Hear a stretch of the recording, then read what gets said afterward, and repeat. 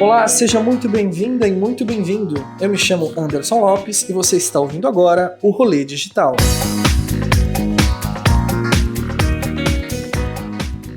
Esta é uma produção experimental de podcast realizada pelo curso de pós-graduação em mídias digitais do Senac Lapa Cipião. A cada semana, junto com convidados e convidadas muito interessantes, vamos discutir o consumo digital, novas tribos urbanas e como tudo isso, de algum modo, faz parte do nosso cotidiano. Assim como já fizemos os outros 2 podcasts do Rolê Digital, de uma maneira bem leve e rápida, os assuntos tratados aqui falam de temas que envolvem nichos muito específicos no universo das redes. Seguindo essa linha, o 3º episódio aborda um tema realmente bem peculiar: o mercado erótico gospel. Mesmo que possa parecer uma relação pouco usual colocarmos na mesma frase o mercado erótico ao lado do público consumidor gospel, esse é um filão de mercado que vem atraindo cada vez mais atenção. Para nos ajudar a entender um pouco mais sobre esse tema, temos 3 convidados que, sem nenhum moralismo ou julgamento prévio, vão debater o assunto conosco. Eric Cosa, Ana Beatriz Rezende e Bruno Rodrigues. Sejam todos muito bem-vindos. Já aproveitando, fale um pouquinho de vocês para quem nos ouve. Eric, quem é você no rolê? Oi, Anderson, obrigado pela oportunidade. Eu sou jornalista, trabalho na área de educação online e faço a pós em gestão da comunicação digital no Senac. E a gente está pesquisando os hipernichos e especificamente o mercado erótico gospel no Brasil, que é um tema interessante, pouco conhecido talvez, pouco conhecido do grande público, mas acho que todo mundo vai se surpreender com o alcance que isso já tem no Brasil hoje. A nossa outra convidada, Ana Beatriz Rezende, é a sua vez de se apresentar. Oi, ouvintes. Eu sou Ana Beatriz Rezende, sou jornalista e trabalho com mídias digitais já faz algum tempo e vamos conversar um pouquinho sobre esse mercado que está em crescimento aqui no Brasil. Muito bom. Também conosco, Bruno Rodrigues. Seja bem-vindo, Bruno. Olá, pessoal. Eu sou o Bruno, sou publicitário e agora vamos conhecer um pouco desse nicho, apresentando alguns dados e aí que são muito interessantes para o mercado publicitário também. Muito bom. Antes de tudo, eu queria perguntar uma coisa para vocês. Por que parece tão incomum que existe esse mercado erótico voltado ao público gospel? Vocês já se perguntaram sobre isso? A primeira vez que eu fui impactada por esse tema, assim, por incrível que pareça, não foi dessa vez, foi no passado, assim, que eu fui impactada por uma notícia falando sobre pornô gospel. E até começar esse trabalho, eu descobri que isso era uma fake news, não existe pornô gospel. Mas algo que é bem interessante sobre esse mercado, falando de dados, tem um dado aqui da ABEME, que é a Associação Brasileira das Empresas do Mercado Erótico e Sensual, que é 28,1% das pessoas são evangélicas e usam produtos eróticos mais do que as outras religiões. Ou seja, esse nicho usa 28,1% mais produtos eróticos do que as outras pessoas, que afirmam que só 17% afirmam usar. Complementando um pouquinho o que a Ana está falando, 28% dos evangélicos utilizam produtos eróticos. Se você pegar a soma de todas as outras religiões, excluindo os evangélicos, esse percentual cai para 17%. Então, quer dizer, os evangélicos consomem mais. Evidentemente, a gente vai falar um pouco mais sobre isso, com as suas características específicas, né? A associação, a ABEME, né, que a Ana já citou, ela possui inclusive um manual gospel para como tratar com esse público. E uma das coisas que ele coloca, né, qual é o objetivo desse mercado, desse tipo de produto. E tem uma definição que é bem interessante, que é orientar o comércio de produtos íntimos dentro dos preceitos bíblicos, pensando em qualidade, saúde e na união do casal com respeito e amor. Então é bem específico mesmo para o casal. Exatamente. Então, ao contrário do que a gente vê, por exemplo, no mercado erótico geral, onde você tem, por exemplo, a questão da masturbação, isso não faz parte desse universo.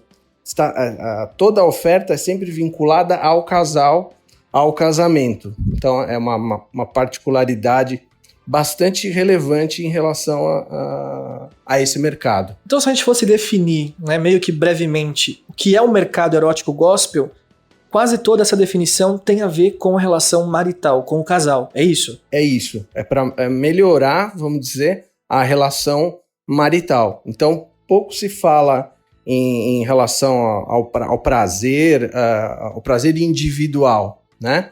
E muito menos em relação, por exemplo, à masturbação, que no mercado geral talvez seja mais relevante até do que o consumo entre casais.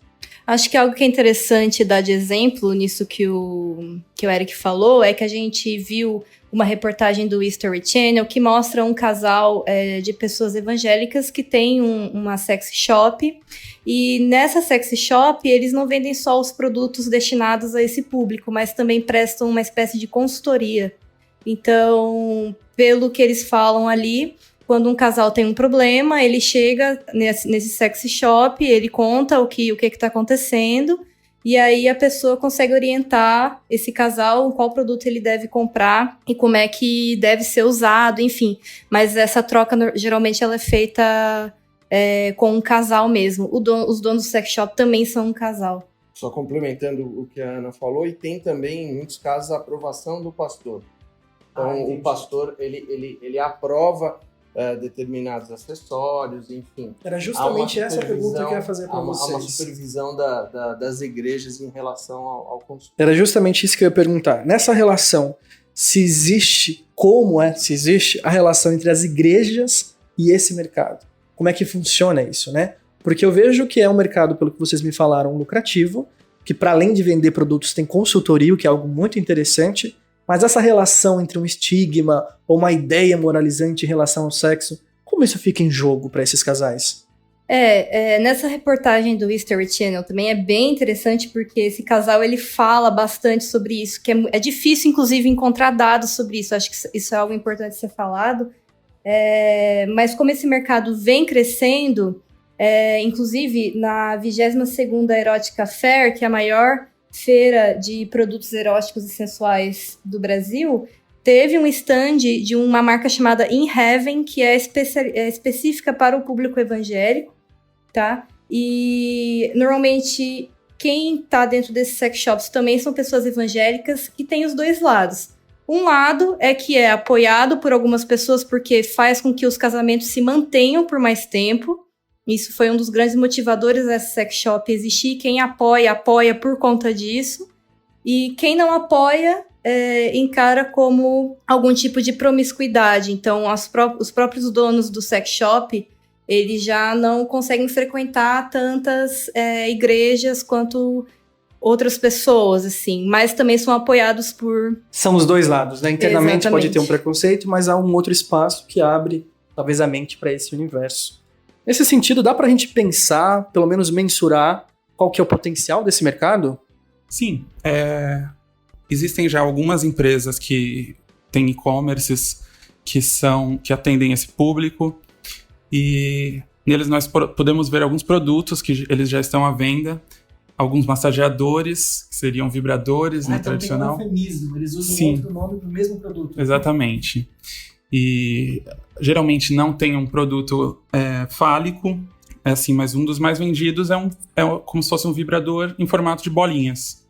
Então, ele não tem essa coisa fálica pela coisa de ser só uma relação entre o marido e mulher e não precisar de mais esse ponto, mas são semelhanças já com o tradicional. Nesse sentido também, a gente pode acrescentar o potencial do mercado, né? Que foi a sua pergunta anterior. A gente tem hoje no Brasil, o último censo é de 2010. No censo de 2010 apontavam 42 milhões de evangélicos. Se você pegar o dado do ano 2000, ele cresceu mais ou menos 15 milhões. Era em torno de 26, hoje está em torno de 41, 42. Estima-se hoje que a gente está em torno de 53 milhões de evangélicos. E há estimativas, e aí, claro, a gente está falando do futuro, não dá para saber, mas que até os evangélicos ultrapassem os católicos ainda na década que vem. Então, por aí já se tem uma ideia do tamanho do potencial que esse mercado possui. Mercado grande que está disposto a pagar, né? Pessoal, o assunto está bem interessante, mas infelizmente a gente está chegando ao fim do nosso 3º episódio do podcast Rolê Digital. Eu quero agradecer muito a vocês, Ana Beatriz, Eric, Bruno, por compartilharem aqui com a gente dados e informações muito relevantes sobre esse nicho de mercado. Um consumo que, como a gente viu, tem a sua clientela específica, sim, consumidores dispostos a pagar e a fazer o mercado expandir, o que é mais importante ainda. Convidada, convidados, um último comentário breve no final dessa edição? Eu acho que um dado interessante é que nenhum de nós três é evangélico. Então era difícil se colocar no papel, sem, como você mencionou no início, sem esbarrar em preconceito. Então para a gente foi muito interessante fazer esse exercício de se colocar um pouco no lugar do outro, né? Então acho que... E é um tema muito pouco falado. Eu por exemplo, nunca tinha ouvido a existência desse hipernicho. Então, valeu muito. Obrigado mais uma vez pelo convite. Bem, é importante que todo mundo do mercado conheça esses nichos, fique atento às novas possibilidades que nós podemos explorar. Agradeço demais ter contato com algo que, se eu não estivesse nesse momento de ensino, assim, eu não teria contato provavelmente. Então, acho que isso é uma oportunidade muito rica. E também fico feliz da gente discutir coisas que estão fora, né? Como o Eric falou, nós não somos evangélicos, né? Do nosso universo com empatia e respeito. Então, acho que isso já é... Sou muito agradecida por isso. Exato. Acima de tudo, mesmo que a gente não tenha uma vivência, é necessário conhecer, inclusive como potencial de mercado, não é? Maravilha. Novamente, meu muito obrigado a vocês que nos acompanharam aqui no Rolê Digital de hoje.